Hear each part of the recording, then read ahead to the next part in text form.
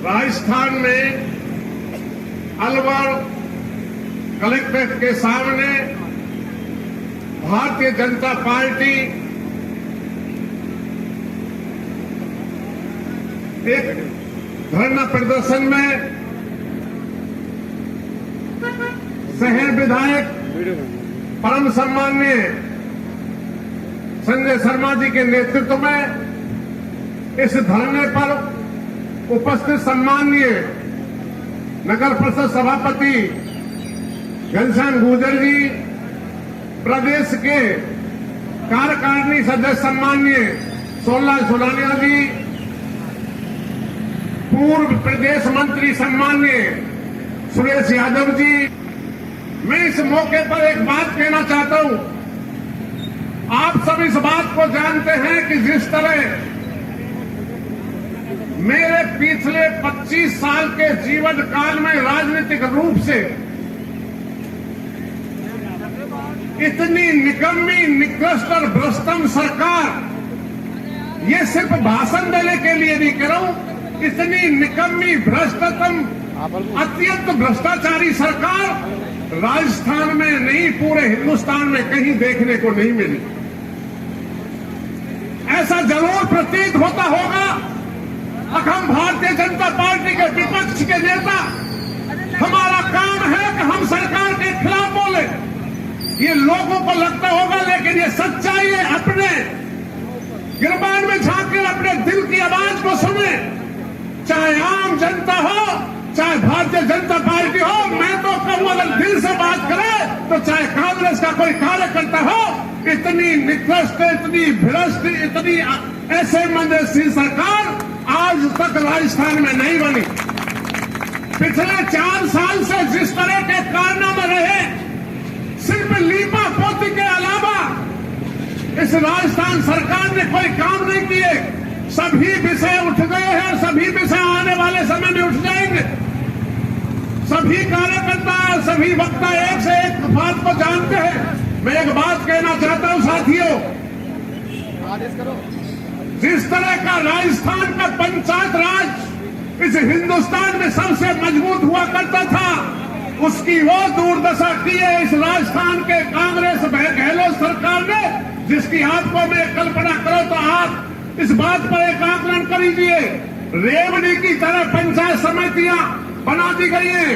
गांव गांव जहां ग्राम पंचायत के स्तर के गांवों को पंचायत समिति बना दी जाए। ना फंड है, ना स्टाफ है, न कोई विकास है, नहीं कार्य करके सिर्फ अपने विधायकों को खुश करने के लिए, सिर्फ लोगों को समय पास करने के लिए 1.5-2 साल पंचायत समिति की घोषणा कर दी। अभी तक ना कोई बजट है। इस बात से एक आकलन किया जा सकता है। उस बात को बड़ी गंभीरता से, गहराई से समझना पड़ेगा। ये सिर्फ अत्याचारी नहीं, भ्रष्टाचारी नहीं, विकास के नाम पर जिस तरह का शून्य जो होता है, विकास के नाम पर जरा भी ध्यान नहीं देना, इस सरकार का सबसे बड़ा काम रहा है। और मैं एक बात और कहना चाहता हूं, आप लोगों को एक जानकारी होगी, अब कम से कम जो केंद्र सरकार की जितनी भी योजना है, जितनी भी योजनाएं, जो केंद्र सरकार का जो पैसा आता है, इस गहलोत सरकार ने, इस कांग्रेस सरकार ने, इस भ्रष्ट सरकार ने सिर्फ उस पैसे को अपनी सरकार बचाने में लगा दिया। इससे बड़ा दुर्भाग्य राजस्थान का हो नहीं सकता। इस बात पर चिंतन और मनन करना होगा। लोग कहते हैं कि जादूगर है, मैं ये कहता हूं ये ठग है, ये धोखेबाज है, ये भ्रष्टाचार है, ये भ्रष्टाचारी है, ये अत्याचारी है। ये कोई जादूगर नहीं है। सिर्फ इसने लोगों को धोखा दे करके, भ्रमित कर करके इस राजस्थान की सरकार, इस राजस्थान की जनता को ठगा है। इसलिए आज के बाद इस गहलोत को कोई जादूगर नहीं, ये धोखेबाज और ठग के नाम से जाना चाहिए। जो सरकार कांग्रेस की इस टाइम राजस्थान में चल रही है, आप इस बात को अच्छी तरह से जानते हैं। जिस तरह से इसने, इस सरकार ने इस पूरे राजस्थान की आमजन को त्रस्त किया, कोई भी ऐसा सेक्टर नहीं, ऐसा कोई भी मंत्रालय नहीं जिसमें इसने भ्रष्टाचार की अंतिम सीमा पास नहीं की, जिसमें आपने देखा है कभी भी ऐसा लगा ही नहीं इस 5 साल में कहीं राजस्थान में सरकार नाम की कोई चीज है। मैं आप सबसे एक बात कहना चाहता हूं, ये धरना कोई औपचारिक धरना नहीं है। आप सबको संकल्प लेना होगा। आप सब वही व्यक्तित्व के धनी है जो यहाँ उपस्थित हैं, जिन सबकी ओर ये जनता देख रही है। आप अलवर के कर्णधार हैं, आप अलवर के जिम्मेदार हैं। आपके एक एक व्यक्ति की तरफ ये यहाँ की जनता देख रही है। ऐसी भ्रष्ट सरकार को, ऐसी निकम्मी सरकार को, ऐसी अत्याचारी सरकार को आपको उखाड़ के फेंक देना चाहिए। अब मैं आता एक छोटी सी बात पर, आप लोगों ने एक छोटी सी बात पर जिसमें आपने देखा जो मेरा वीडियो वायरल हुआ, सामान्य सी बात ये होती है। इस बात से आप आंकलन लगा सकते हैं, भारतीय जनता पार्टी के सामान्य से कार्यकर्ता को कसदी तरह से कुचलना चाहती है दमनकारी नीति के तहत। सभी धरना और प्रदर्शनों में आज से पहले नहीं हजारों बार आप लोगों ने सुना होगा।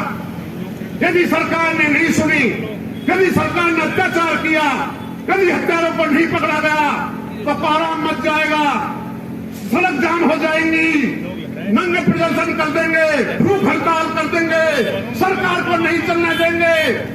दुनिया भर के ऐसे भाषण होते रहे, इससे अलग कोई बात ऐसी कही नहीं।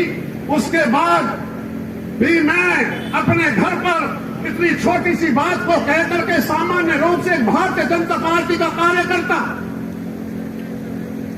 भारतीय जनता पार्टी का कार्यकर्ता सिर्फ इस बात को उठाता है कि आप हिंदू विरोधी हो। होम लिंचिंग की घटना के तहत चिरंजीव लाल की हत्या हुई है, वो प्रशासन ने मानी है। इस बात पर ध्यान चाहता हूं सभी भाइयों को। होम लिंचिंग की घटना प्रशासन ने मानी है और उसने मानी है, अपराधी गिरफ्तार किए उसी धाराओं में, और मैंने सिर्फ बोल दिया तो मैंने अपराध कर दिया। सिर्फ ये कांग्रेस चाहती है कि भारतीय जनता पार्टी का कोई कर्ता सिर्फ इनके खिलाफ बोले नहीं। इस दमनकारी नीति के खिलाफ आपको खड़ा होना होगा, अपनी बात कहनी होगी। मुझे इस स्थिति में एक हार्डकोर अपराधी होता है, इस स्थिति में मैं घर में अपने सामान्य रूप से कक्षा बनान में बैठा हुआ था, 15-20 पुलिस वाले आते और इस तरह मेरे घर के अंदर प्रवेश करते हैं कि आप कल्पना नहीं कर सकते। ये पीड़ा है, ये हल्की बात नहीं है। आप जैसे मेरे जैसे कार्यकर्ता को इस तरह दमनकारी नीति करने का मतलब उनका एक ही था, ऐसा व्यक्ति बोलेगा, भारतीय जनता पार्टी का कार्यकर्ता बोलेगा तो कोई साहस नहीं करे। इस तरह का काम करने के लिए काम किए गए और ये किसी सामान्य बात नहीं है, ये कांग्रेस के इशारे पे हुआ था। मैं तो धन्य करूंगा, धन्यवाद करूंगा, मैं दिल से कहूंगा आपको भारतीय जनता पार्टी के रूप में अलवर की धरती पर संजय शर्मा जैसा नेता मिला।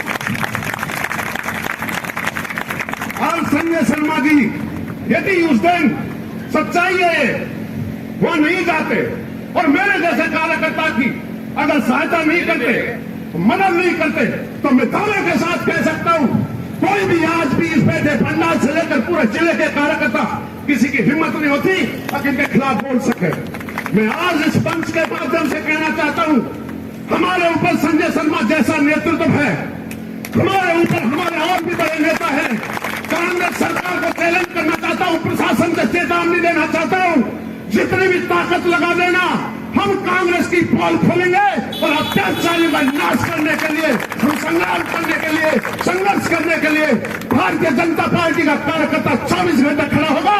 और एक बात गांठ मान लीजिए, हम शपथ लेते हैं, आपके सिर पर उल्टे दिन गिनती शुरू हो चुके हैं, आपका जीवन सिर्फ 1 साल से ज्यादा नहीं है। हम पूरे पंडाल के साथ पूरी जनता शपथ लेती है, हम आपको घाट फेंकने के लिए संघर्ष जारी है। राम राम सब, जय जय भारत।